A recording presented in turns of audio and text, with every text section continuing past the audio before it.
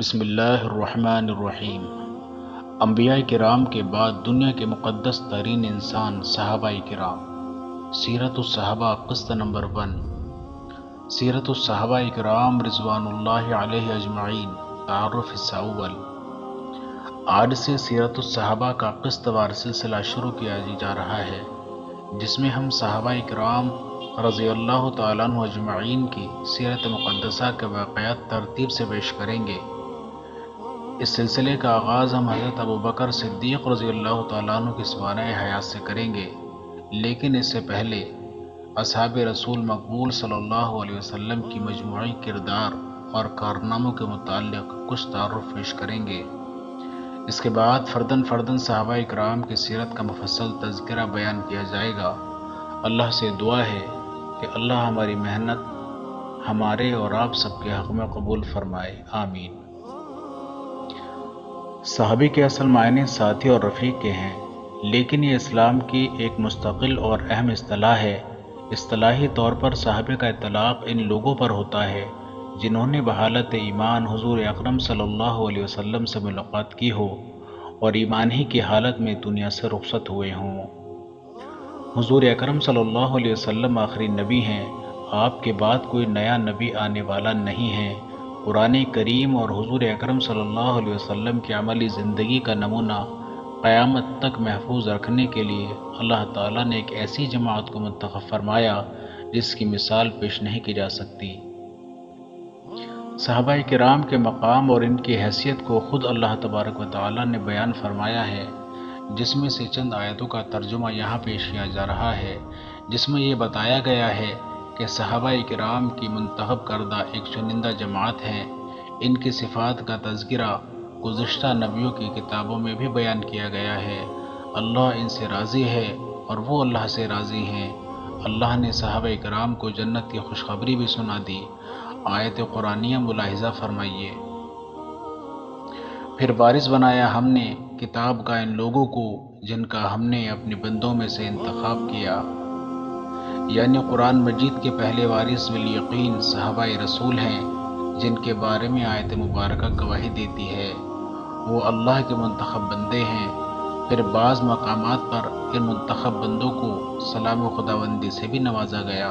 ارشاد ہے، اے نبی آپ فرما دیجئے کہ تعریفات سب اللہ ہی کے لیے ہیں، اور سلام ہو ان بندوں پر جن کو اللہ نے منتخب فرمایا۔ حضرت ابن عباس رضی اللہ تعالیٰ عنہ اور حضرت سفیان ثوری رحمۃ اللہ علیہ سے روایت ہے کہ اس آیت میں منتخب بندوں سے مراد صحابہ رسول ہیں۔ محمد اللہ کے رسول ہیں اور جو ان کے ساتھ ہیں وہ کافروں کے مقابلے میں سخت ہیں اور آپس میں ایک دوسرے کے لیے رحم دل ہیں۔ تم انہیں دیکھو گے کہ کبھی رکوع میں ہیں، کبھی سجدے میں ہیں، غرض اللہ کے فضل اور خوشنودگی کی تلاش میں لگے ہوئے ہیں۔ ان کی علامتیں سجدے کے اثر سے ان کے چہروں پر نمایاں ہیں۔ یہ ہیں ان کے وہ اوصاف جو تورات میں مذکور ہیں۔ اور مہاجرین اور انصار میں سے جو لوگ پہلے ایمان لائے اور جنہوں نے نیکی کے ساتھ ان کی پیروی کی، اللہ ان سب سے راضی ہو گیا اور وہ اس سے راضی ہیں۔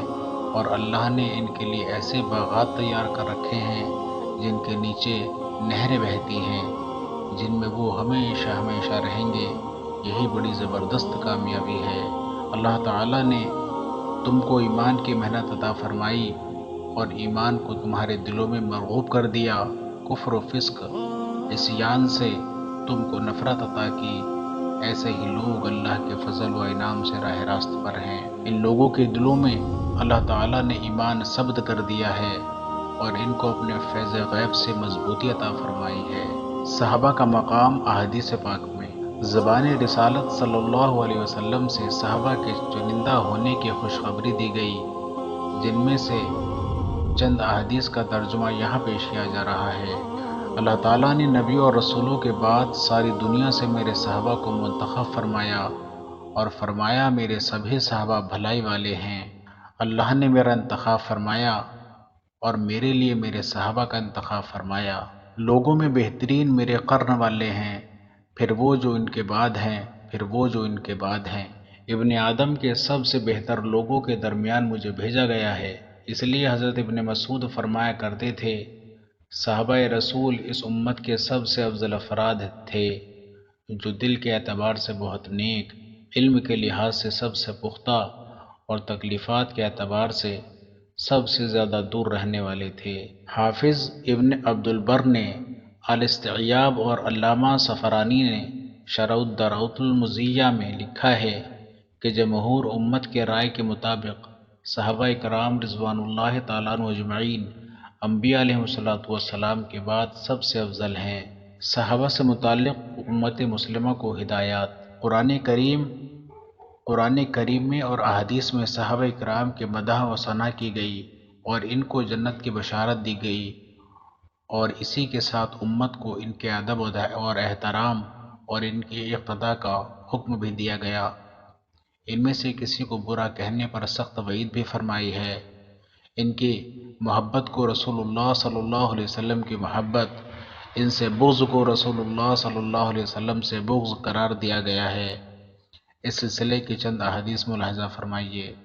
آپ صلی اللہ علیہ وسلم نے فرمایا، میرے صحابہ کو برا نہ کہو، اس ذات کی قسم جس کے ہاتھ میں میری جان ہے، اگر تم احد پہاڑ کے برابر بھی سونا خرچ کرو تو وہ ان کے ایک مد بلکہ اس کے نصف خرچ کرنے کے برابر بھی نہیں ہو سکتا۔